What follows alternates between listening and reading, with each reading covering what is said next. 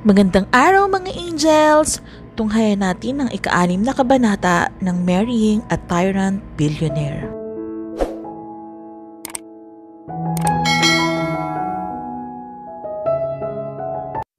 Kinabukasan, katatapos lang maligo at makapagbihis ni Samantha nang may kumatok sa pinto.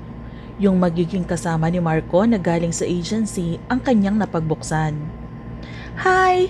Good morning! My name is Nanette from the welfare agency. Oh, hello! I'm Samantha. Please come in.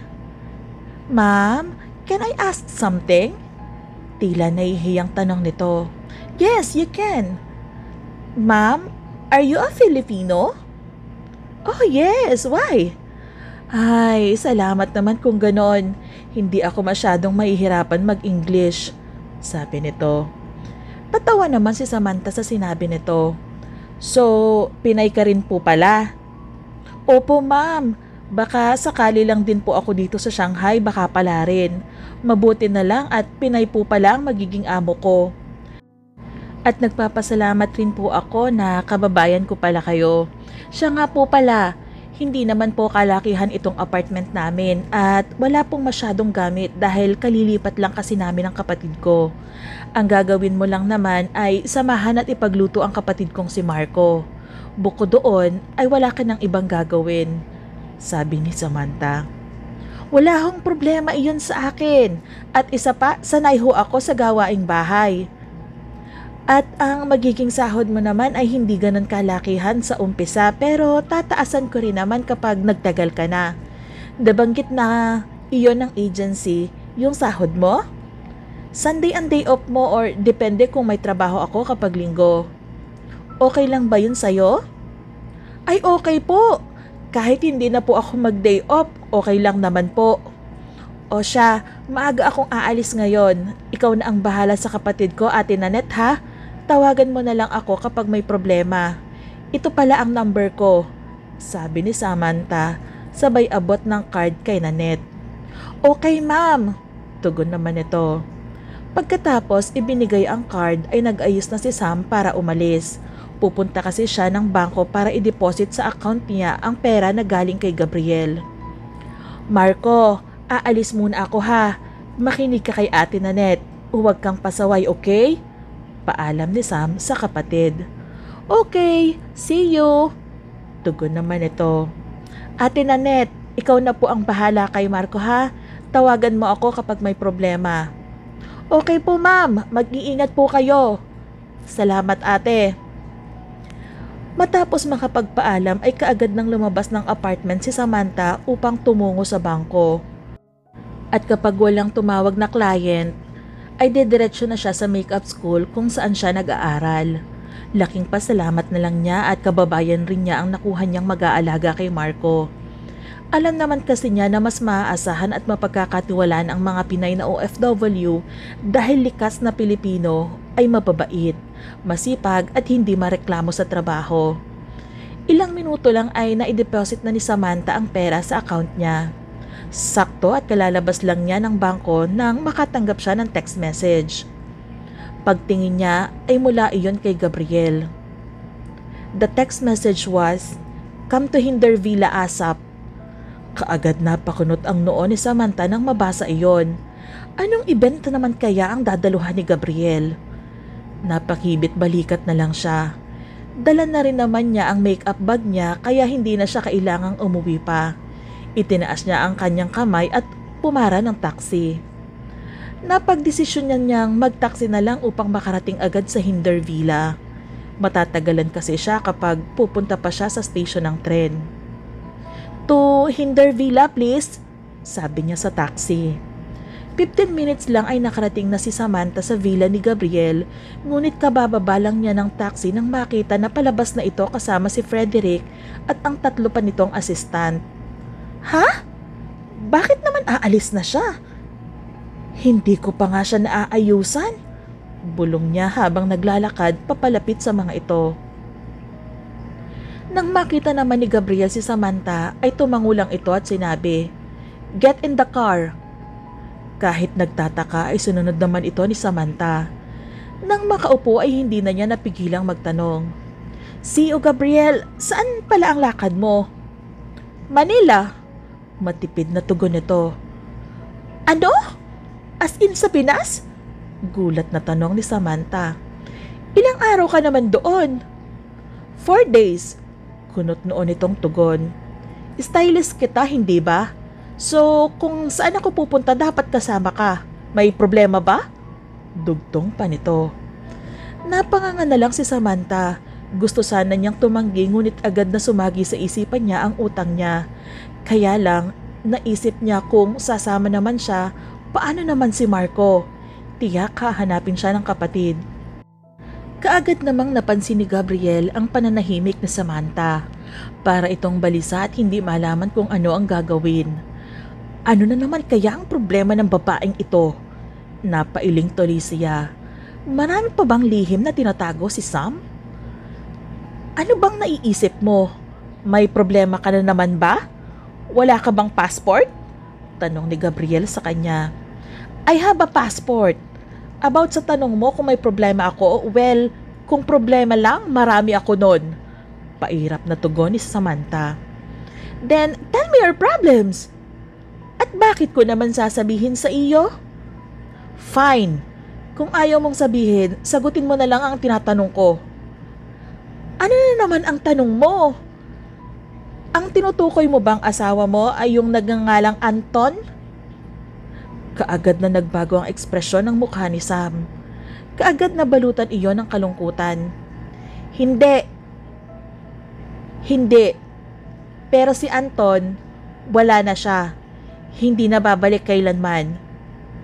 Ngunit isa siya sa mga taong malapit sa puso ko." Malungkot na tugon niya. Nang marinig ang tugon ni Sam, parang may kung anong sayang naramdaman si Gabriel. Sabihin ng ang sama niya sa isiping masaya siya dahil wala na si Anton. Pero iyon talaga ang nararamdaman niya ng mga oras na yon. Wala na siyang dapat pagsilosan pa dahil patay na ito. Ang hindi lang talaga niya matanggap kung bakit pangalawa lang sa mata ni Sam ang kagwapuhan niya. Ganun ba kagwapong Anton na iyon? Anyway, kaya tayo pupunta ng Pinas to visit my uncle. I have a business meeting with him also. Pag-iibang usapan ni Gabriel.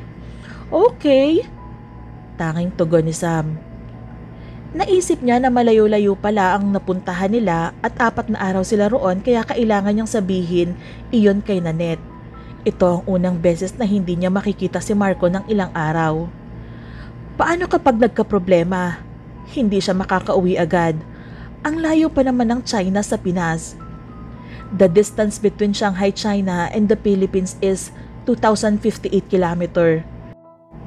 And the average Shanghai to Manila, Philippines flight time is 3 hours and 50 minutes. Pero bahala na.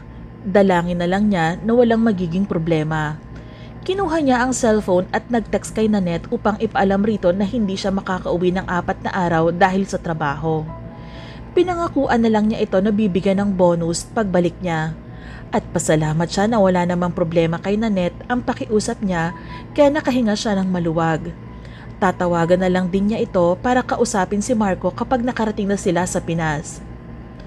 Minutes later, Samantha noticed that Gabriel's car stopped in a small private airport. At kaagad sumagi sa isipan niya na malamang sa isang private plane sila sasakay. "Let's go!"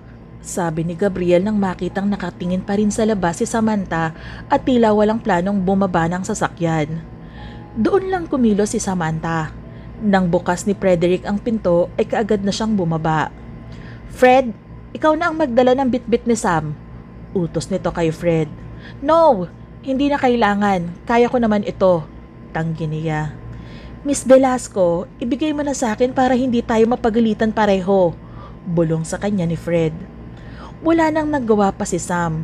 Kahit ayaw niya, ibinigay na lang niya ang daladala kay Fred para hindi na rin makarinig pa ng kung anong salita mula kay Gabriel. Nang maibigay kay Fred ang dala niya, napatingin si Samantha sa private plane.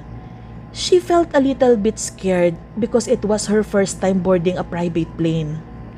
She slowly walked towards the plane and the moment that she stepped into the plane, she was almost blinded by the luxury in front of her.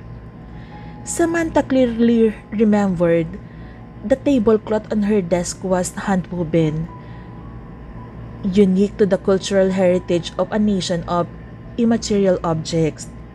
This kind of fabric produced less than 100 meters per year. Back then, Althea only obtained 2 meters wide fabric and she felt that she was very superior. She wished that her entire body was covered with patches to prove her wealth and status. But this kind of cloth was only used as a tablecloth in this plane? From this, it could be seen how luxurious the Hinder family wealth was. Samantha sat on the sofa obediently. She had no intention of taking the initiative to carry favor with her boss. Gabriel smiled. He raised his head and asked Samantha, "Nagugutom ka ba? Or do you want a drink?" Samantha was about to reject but she thought about it. The boss took the initiative to treat her. Kung tatanggihan niya ito, baka hindi nito babawasan ng malaki ang utang niya. "Hindi ako gutom, drink na lang," sagot niya. Isang ngiti naman ang sumilay sa sulok ng mga mata ni Gabriel dahil hindi siya tinanggihan ni Sam sa alok niya. "Fred, bring over the Domaine de Romani Conti Grand Cru 1990. Utos ni Gabriel sa special assistant niyang si Fred. "Okay," ani ni Fred saka tumalikod na upang sundin ang ipinag-uutos ng boss niya.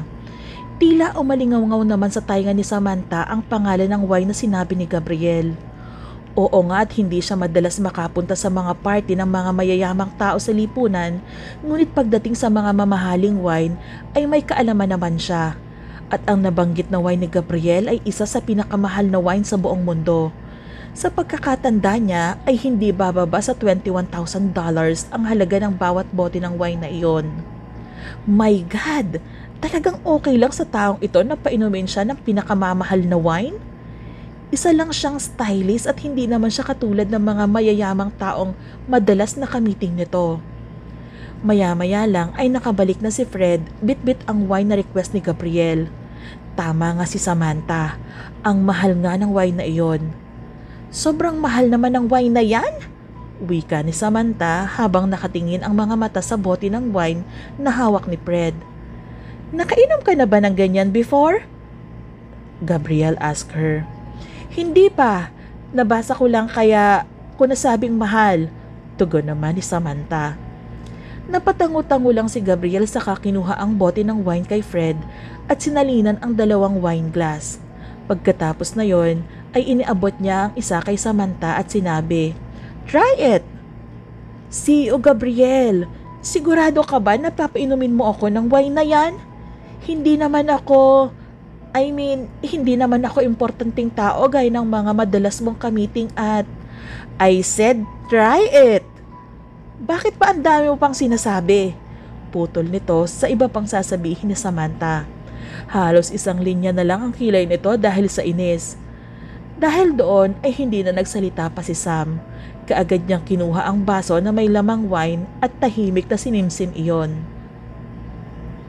"Nagtatanong lang naman ako bakit ang suplado ng petlog na ito. Siguro ay pinaglihi ito sa sama ng loob ng ina niya kaya napakabugnutin.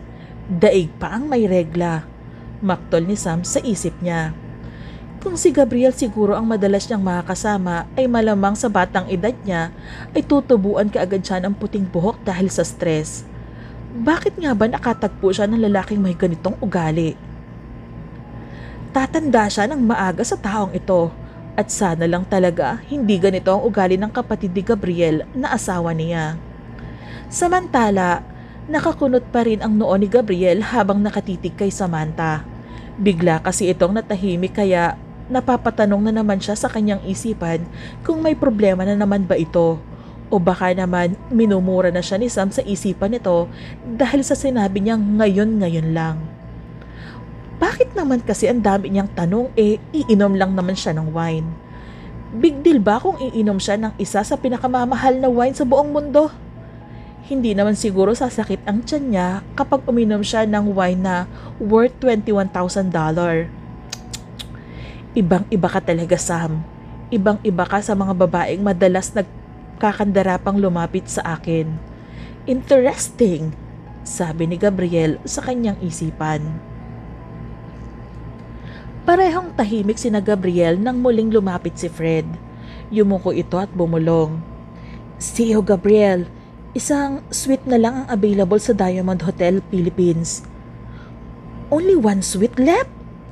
Well, pwede naman siguro kaming magsama sa iisang suite, sabi niya sa isip bago nagsalita. Can you tell me the details of one suite at that hotel? Sabi ni Gabriel. The executive suite is a 88 square meter corner suite with a panoramic view of the Manila Bay. It offers spacious accommodations, living room, study table, powder room and bathroom with separate shower and bathtub. Agad na tugon ni Fred. Prepared siya dahil alam niyang itatanong iyon ni Gabriel sa kanya. Napatingin muna si Gabriel kay Sam. Pagkatapos ay kay Fred naman at sinabi, Okay, we can stay in one suite. Tumango lang si Fred. Ngunit bago siya tumalikod at umalis ay napatingin muna siya kay Sam at napaisip na espesyal ang trato ng boss niya rito. Kasi kung ibang babae iyon, hindi papayag si Gabriel na may kasama ito sa suite. Ano kaya ang mayroon kay Samantha? Bakit gano'n na lang kung ituring ng boss niya? Finally, after 2 hours and 50 minutes ay nakalapag na sa Manila Airport ang private plane kung saan lulan sina Gabriel at ang iba pa. Tahimik lang din na nakasunod si Sam. Pagkalabas nila ng airport ay may naghihintay na sa kanilang sasakyan. 3 kulay itim na sasakyan ang magkasunod at sa bandang gitna sumakay sina Gabriel at Samantha. Minutes later, huminto ang sasakyan sa isang kilalang hotel. Napatingin si Samantha sa labas at nalamang sa Diamond Hotel Philippines sila magche-check-in. At hindi naman lingid sa kaalaman ni Samantha na halos kilalang tao ang madalas na naka-check-in sa hotel na iyon dahil madalas mabasa niya sa mga pahayagan. Hanggang sa mga oras na iyon ay tahimik lang si Samantha. Nang makarating sila sa front desk at nalamang isang suite na lang ng available kaya sa iisang suite lang sila ni Gabriel tutuloy. Doon lang nakapag-react si Samantha. Kaagad siyang lumapit rito at nagtanong, CEO Gabriel, tama ba ang narinig ko na iisang suite lang tayo tutuloy? Yes, may problema ba? I'm sorry pero kapag kasi nasa business trip ako, mas gusto ko magstay sa ibang hotel kaysa sa sarili kong hotel. At isa sa gusto kong tuluyan itong Diamond Hotel Philippines. Kung gayon, pwede naman ako magstay sa ibang hotel. Kahit sa mga mura lang, okay lang ako, sabi ni Sam. Pwede, pero hindi nakasama sa babayarin ng kumpanya ko ang hotel na tutuluyan mo. Pagkain, damit at kung ano-ano pa kapag iyon ang gusto mo. Kaswal na tugon ni Gabriel. Hindi kaagad nakasagot si Samantha. Napakagat siya sa kanyang labi dahil wala naman siyang ekstrang pera para ipambayad sa hotel na tutuluyan niya. Hindi niya pwedeng bawasan ang pera na galing kay Gabriel dahil nakalaan iyon para kay Marco. Ano? Gusto mo pa bang sa ibang hotel na lang tumuloy? Tanong ni Gabriel. Umiiling na lang si Samantha bilang tugon. Gustuhin man niya ay wala naman siyang magagawa dahil kailangan niya magtipid. Kaya lang, nag-aalala siya dahil kasama niya si Gabriel sa iisang kwarto at para sa kanya ay hindi maganda dahil hindi naman siya nito masyadong kilala. Isa pa, may asawa na siyang tao at kapatid pa ni Gabriel. Paano na lang kapag nalaman ng asawa niya na magkasama sila ni Gabriel sa isang hotel? My God, ano ba itong nangyayari sa kanya? Sigurado gulo ito kapag nagkataon. Pagkapasok sa suite ay napalingalinga ng tingin si Sam. Napatingin siya sa laki naman pala ng tutuluyan nila. Kung susuriing mabuti, mas malaki pa ito sa apartment na inuupahan niya na kwarto. Mini living room at mini kitchen pa. At halos kompleto pa sa mga gamit. Kung natatakot kang kasama mo ako sa isang suite, huwag kang mag-alala, harmless naman ako. And this executive suite is 88 square meter corner. Kahit pa siguro tumambling ka ng ilang beses dito, hindi naman siguro tayo magkakabanggaan. Saka pwede ka naman sa sopa matulog kung ayaw mo akong katabi, Nakangising sabi ni Gabriel saka pumasok sa kwarto. Sa sopa naman talaga ako matutulog kahit hindi mo sabihin. Ayokong tumabi sa hindi ko naman ganong kilala na tao. Saka baka mamaya gahasain mo pa ako. Hindi ako makakapayag na ikaw ang sisira ng pinakaiingatan kong dangal. Mahabang makdol ni Samantha sa isipan niya. Pagkatapos ay isa-isa nang binitbit ni Sam ang ilang gamit niya saka tinungo ang sopa. Pasalampak siyang naupo roon. Maya-maya pa ay naisipan niyang tawagan si Nanette upang makausap ang kapatid niya. Kaya lang pagbukas niya ng cellphone ay nanlumo siya dahil walang signal. Hays, nasa Pinas nga pala ako. Kailangan kong bumili ng SIM para makatawag overseas. Mababawasan pa rin pala ang pera niya kung ganon. Buwisit talagang betlog na to oh. Dahil sa kanya, kailangan ko pang bawasan ang pera ko para lang matawagan ang kapatid ko. Kaya lang, saan ako bibili ng cellphone at sino ang kasama ko? Oo, Pinay siya pero hindi siya laki sa Pilipinas, kaya hindi niya kabisado ang Manila. Bahala na, kailangan ko magpaalam kay Betlog na lalabas ako. Napapangiti naman si Sam sa tawag niya kay Gabriel. Sa inis niya, Betlog na tuloy ang tawag niya rito. Huwag lang talaga siyang magkakamaling masaba iyon sa harap mismo ni Gabriel at baka mayayari siya. Tumayo si Sam saka tinungo ang kwarto at marahang kumatok. Siyo Gabriel, pwede ba akong lumabas? May bibilhin lang sana akong importanteng bagay, sabi niya kahit hindi pa nito binubuksan ang pinto. Ngunit 1 minuto na siyang nakatayo sa pintuan at hindi pa rin iyon bumukas o walang sumagot kaya laglag ang balikat niyang tumalikod para bumalik sa sofa. Baka tulog si Betlog ka. Anong sabi mo? Naputol lang iba pang sasabihin na Samantha nang marinig ang boses ni Gabriel. Biglang nanigas rin ang katawan niya kaya halos hindi niya ito malingon-lingon. May sinasabi ka ba? Ay Betlog! Gulat na gulat si Samantha dahil akma pa lang sana siyang lilingon nang muling magsalita si Gabriel. Betlog, what?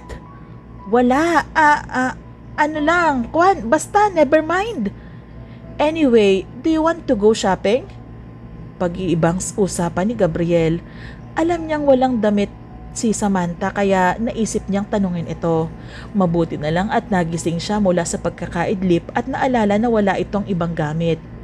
Sana, kanina pa ako kumakatok para magpaalam kaya lang mukhang tulog ka. I'm sorry, nakaidlip ako. Wait for me at magbibihis lang ako. Sabi nito sabay talikod at bumalik sa kwarto. Wait for me?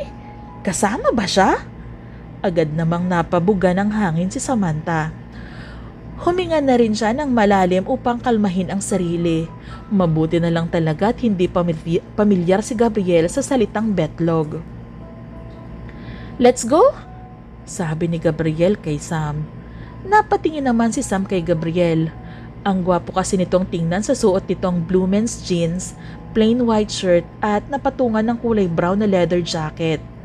Nagsuot rin ito ng black cap and black sunglasses. Bakit? Hindi ba maganda ang suot ko? Tanong ni Gabriel nang makitang nakatingin lang si Samantha sa kanya at hindi umiimik. No. I mean, okay naman ang suot mo. Saka, bakit pala ganyan ang suot mo? Well, sa mall tayo pupunta at ayoko may makakilala sa akin so I decided to wear clothes like this.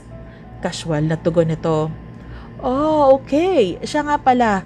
Pwede naman ako na lang ang pumunta. Hindi mo na ako kailangan pang samahan. May bibilhin din ako kaya pwede ka nang sumabay sa akin. Tumango lang si Sam bilang tugon. Samantha was a little confused. Paano nga ba niya ito maiiwasan kung palagi naman niya itong kasama?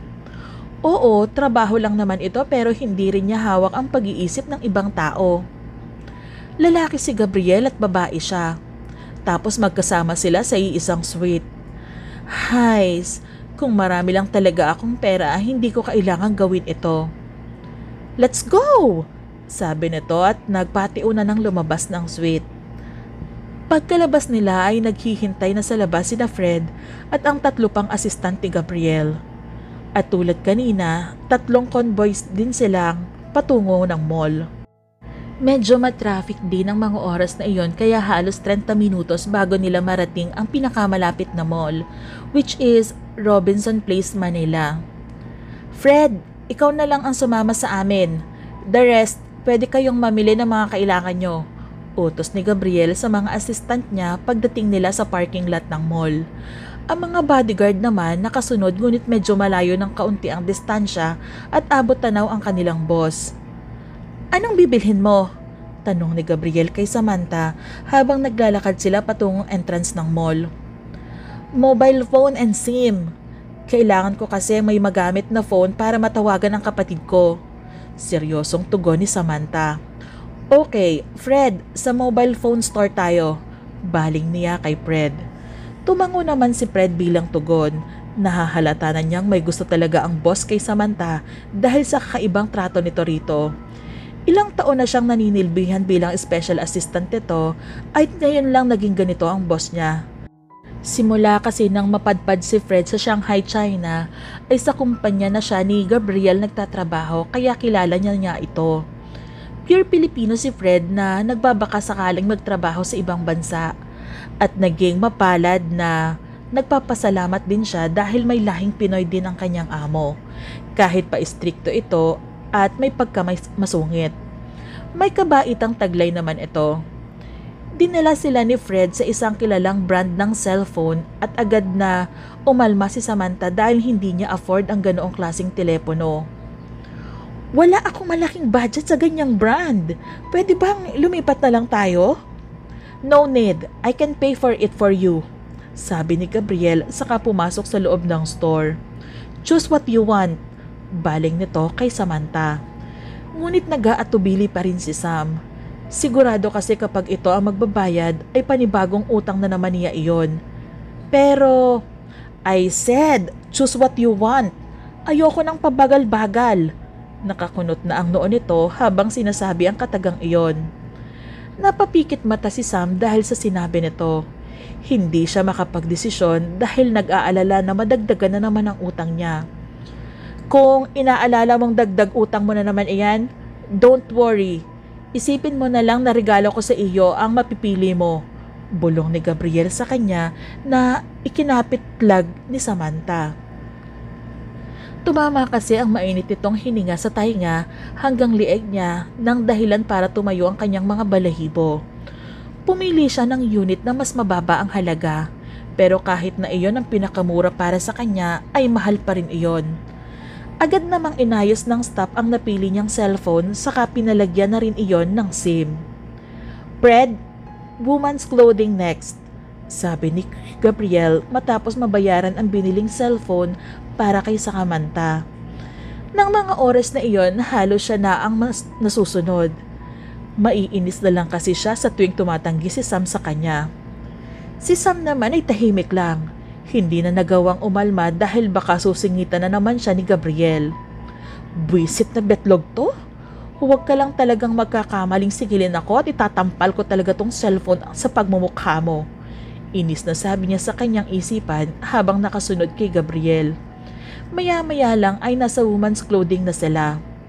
I'll give you 15 minutes para mamili ng mga damit mo na gagamitin habang narito tayo sa Pinas. And don't worry, ako ang magbabayad lahat ng mapipili mo, sabi nito. Hindi na sumagot pa si Samantha. Kaagad na siyang namili ng mga kakailanganin niyang mga damit. Halos kumpleto naman ang store na iyon, kaya mabibili niyang lahat ang kailangan niya. Una niyang tinungo ang mga damit pantulog. Puro pajama ang kanyang pinili na may ternong pang itaas na may manggas. 4 na pares ang pinili niya na magkakaiba ang kulay. Pagkatapos naman ay sa damit, blouse at t-shirt lang ang kinuha niya dahil mas komportable siyang suotin ang ganon. Kumuha rin siya ng 4 na jeans na kasize niya. Pagkatapos ay bumalik siya kay Gabriel at sinabi, "Tapos na ako." "Are you sure?" Paniguradong tanong nito. "Yes!" Matipid na sabi ni Samantha. "Well, I think hindi mo pa nabibili lahat," sabi nito saka yumuko at bumulong. "Wala akong nakitang underwear sa mga nabili nito. Hindi ba importante iyon?" "Ha?" Doon lang na-realize ni Samantha na wala nga pala siyang underwear na dala. Oo nga pala, sandali lang. Nahihiyang sabi niya sabay tungo sa underwear section. Napangiti naman si Gabriel habang nakatingin sa papalayong si Sam. Ano ba kasing nasa isip niya at nakalimutan niyang ang ganong bagay? Baka iniisip na naman niya tong si Anton niya. At habang naglalakad ay pinapagalitan niya ang sarili. Ano ka ba, Sam? Wala ka na naman sa sarili. Bakit kinalimutan mong bumili ng underwear? Ayan tuloy, malamang pinagtatawanan ka na ng betlog na yon. Kung wala lang talaga akong utang. Hey, sino bang kausap mo, ha? Hurry up! Dahil hindi lang ikaw ang may bibilhin. Hindi na natuloy pa ang sasabihin ni Sam dahil sa pagkagulat niya. Nasa likuran na pala niya si Gabriel. Pagkatapos sabihin iyon ay basta na lang nito kinuha ang mga pinamili ni Sam mula sa kanyang mga kamay. Saka mabilis na tinungo ang counter para bayaran ang mga iyon. Ang pogi naman! Yummy! Kinikilig na bulong ng isang babae na sales attendant habang nakatingin kay Gabriel. Napatingin naman si Sam sa babae at napakunot-noo siya. Grabe! Bakit ba lahat ng babae gustong-gusto siya? Oo, sige. Gwapo nga ang betlog na to. Matalino, mayaman, at malakas ang sex appeal pero wala pa rin akong makitahang dahilan para magustuhan ko siya. No! He's arrogant. Mataas pa ang tingin sa sarili. Akala mo kung sinong gwapo ay para sa akin, pangalawa lang siya sa kagwapuhan ni Marco. Para kay Samantha, may sakit lang ang kapatid niya pero mas gwapo ito kay Gabriel. Let's go! Boses na naman ni Gabriel ang tila nagpagising sa kamalayan ni Samantha. Tapos na pala nitong nabayaran ang pinamili niya at bitbit na iyon ni Fred. Tahimik na lang siyang sumunod. Maya-maya pa ay sinabayan niya si Fred at pabulong na sinabi, Miss Velasco, let me remind you not to mention returning the money. Otherwise, CEO Gabriel will be angry. Pagkatapos sabihin ayon ay dumistansya na ito sa kanya. At bakit naman magagalit? Ayaw niya iyong babayaran siya. Hindi mababawasan ang yaman niya. Pagkatapos lumabas sa woman's clothing store ay may dinaanan lang si Gabriel sa isang store pagkatapos ay may binili ito sa grocery bago sila bumalik ng hotel. When they returned to the hotel, Samantha stayed in the living room obediently and did not move.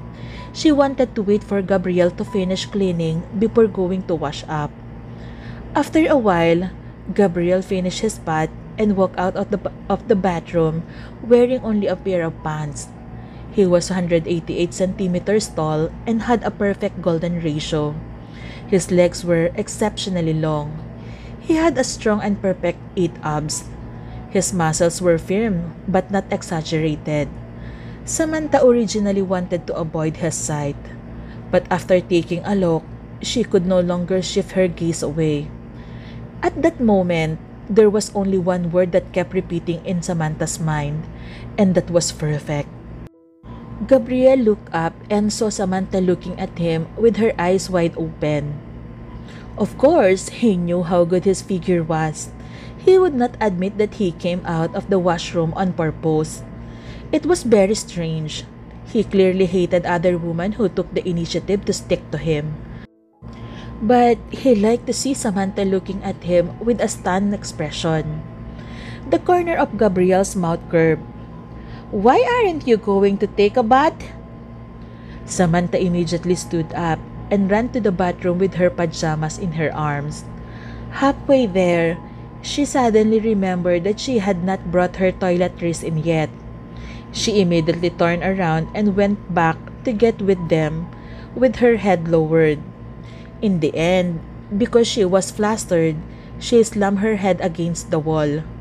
Samantha covered her forehead in a sorry state. Her forehead must have turned red. Gabriel still could not hold it in and laughed out without giving face. Samantha rubbed her forehead and quickly brought her things into the bathroom.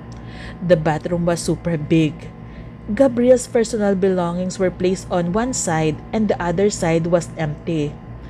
Samantha hesitated for a moment but still put her things on the other side. Napansin ni Samantha na may sariling gamit si Gabriel. Hindi nito ginamit ang brand na provide mismo ng hotel. Ang arte naman niya.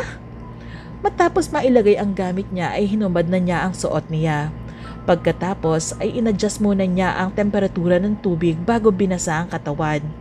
Nakaramdam ng kaginhawaan si Sam nang masayaran ng tubig ang buo niyang katawan. Habang ninanamnam ang tubig ay napatingin siya sa bathtub. Ang laki noon at naiinggan niya siyang magbaba doon. Tapos nang maligo si Betlog at malamang ay natutulog na iyon. Mamaya na ako lalabas, gusto kong i-relax muna ang katawan ko. Sabi sa isip, saka tinungo ang bathtub. Nilagyan niya iyon ng shower gel at tuwang-tuwa siya dahil sa mga bubbles. At bago niya nilublob ang katawan sa bathtub, inoon muna niya ang music ng cellphone at ikinabit sa tainga ang headset. Gusto niya namnamin ang tubig habang nakikinig sa paborito niyang tugtugin. Ang sarap! Sambit niya. Enjoy na enjoy si Sam ng mga oras na iyon at hindi na namalayan ng oras. Samantala, napakunot noon naman si Gabriel dahil wala siyang naririnig na ingay mula sa labas ng kwarto. He looked at the time. She had already gone in for an hour. She did not finish showering after such a long time? Was she going to take a bath and peel off her skin? Gabriel came to the bathroom with uncertainty. He knocked on the door. Samantha, are you done? Samantha was in the bathroom listening to music with her earphones in her ears. She was so comfortable that she was still taking a bath. She did not hear the knocking at the door at all. Gabriel could not see what was happening in the bathroom. He could not help but knock on the door again. Hey, have you been showering? What are you doing in there? If you don't say anything, I'm going in. The bathroom was still quiet. Gabriel was suddenly uncertain. Did she paint inside? Gabriel pushed the bathroom door open. Pero nag-aalangan siyang pumasok dahil baka isipin na Samantha na binobosohan siya nito. Samantha! Muling tawag niya. Ngunit wala pa ring sumasagot kaya napilitan na siyang tuluyang buksan ang pinto ng banyo. Pagbukas niya ay wala siyang nakitang tao pero basa ang floor. Bakas na may naligo roon. Sam! Okay ka lang ba? Tanong niya pero nakakaramdam na siya ng kaba. Wala pa ring sumasagot kaya tuluyan na siyang pumasok sa loob ng banyo. Habang si Sam naman ay bumaba na ng bathtub at agad na nagtapis ng tuwalya. Pero habang abala sa sarili ay may naulinigan siyang tila tumatawag sa pangalan niya. Strange! Sino naman ang tatawag malamang naghihilik na ang Betlog na iyon. Sakto namang palabas na si Sam sa bathtub area nang makita niyang papasok si Gabriel. May salamin kasing nakapagitan sa shower at bathtub kaya hindi siya agad nakita nito. Gabriel! Sigaw ni Samantha dahil sa gulat. Napahawak rin siya sa dibdib dahil nakatapis lang siya ng tuwalya. Kahit si Gabriel ay nagulat rin nang makita si Sam. I'm sorry, I didn't mean to. Akala ko Nauutal na paliwanag nito. Walang hiya ka? Bubusuhan mo pa ako? Galit na sabi ni Sam, sabay dampot ng bote ng shower gel at ibinato iyon kay Gabriel. Hey, be careful! Madulas ang... Paalala ni Gabriel kay Samantha. Napansin niyang basa ang floor at may bubbles kaya nag-aalala siyang madulas ito. Ngunit hindi pa rin nagpapaawat si Samantha. Hindi na kontento kaya kumuha pa siya ng isang bote ng shower gel at nang akma na itong ibabato kay Gabriel ay nawalan siya ng balanse. Naging maagap naman si Gabriel. Kagad itong nakalapit kay Samantha at nahawakan ito sa baywang. Ngunit dahil madulas ang floor, pareho silang bumagsak. At nang ikinalaki ng mata ni Samantha, ay lumapat ang labi niya sa malambot na labi ni Gabriel pagkabagsak nilang dalawa dahil sa ibabaw siya nito. Huli na ang lahat. Nahalikan ni Sam si Gabriel nang hindi sinasadya. Gabriel was also stunned. The soft touch on his lips made his mind go blank. He just didn't want her to fall. Why did they kiss each other? Both of their bodies froze at the same time. Neither of them dared to move. The two of them looked at each other and saw their own shocked face in each other's. After about 5 seconds, the two of them finally reacted. Samantha quickly raised her head and looked down at Gabriel. She stuttered, I'm sorry, I didn't. Seeing Samantha frightened, Gabriel surprisingly did not get angry. Alam naman niyang hindi nito sinasadya na mahalikan siya. He just laid on the ground and looked at Samantha calmly. Samantha was already so flustered and that she did not know what to say. She stuttered for a long time, not a complete sentence. When she fell down, the towel on Samantha's body loosened a little. When she raised her head, the glory on her chest almost clicked out. Gabriel's eyes swept across the area between Samantha's collarbones. His eyes instantly became deep. Samantha panicked and wanted to get up, but in her panic, the towel on her body loosened even faster. Sam, Gabriel used his eyes to signal Samantha to lower her head and take a look. Samantha lowered her head and immediately panicked even more. It was over! It was over! It was exposed. Nakita na ni Gabriel ang dalawang kayamanan niya. Samantha was so shocked. Kaagad iniunat ang kamay upang takpan ang kanyang dibdib sa kadahan-dahang inayos ang sarili mula sa pagkakadagan sa katawan ni Gabriel. Ramdam rin niya ang pamumula ng pisngi dahil sa nararamdamang init na yon. Hiyang-hiya siya. Hindi ang asawa niya ang unang nakakita sa dibdib niya kundi ibang lalaki. I'm sorry, hindi ko sinasadyang mahalikan ka. May asawa akong tao, hindi ako ganong klaseng babae kung yun ang iniisip mo. Promise, hindi ko talaga sinasadya. Okay. I'm sorry also. Hindi ko rin sinasadyang makita ka ng ganon. I was worried dahil halos magdadalawang oras ka na sa banyo.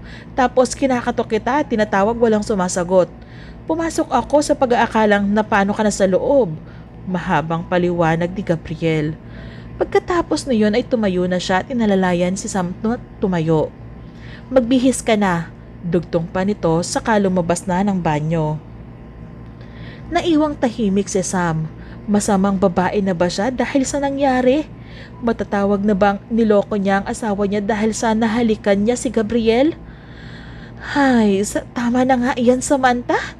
Hindi mo naman sinasadyang mahalikan ang betlog na iyon kaya wala kang dapat alalahanin. Saway niya sa sarili. Tinanggal niya ang tuwalya at muling binasa ng tubig ang katawan. Pagkatapos ay kinuha ang mga damit at mabilis na nagbihis.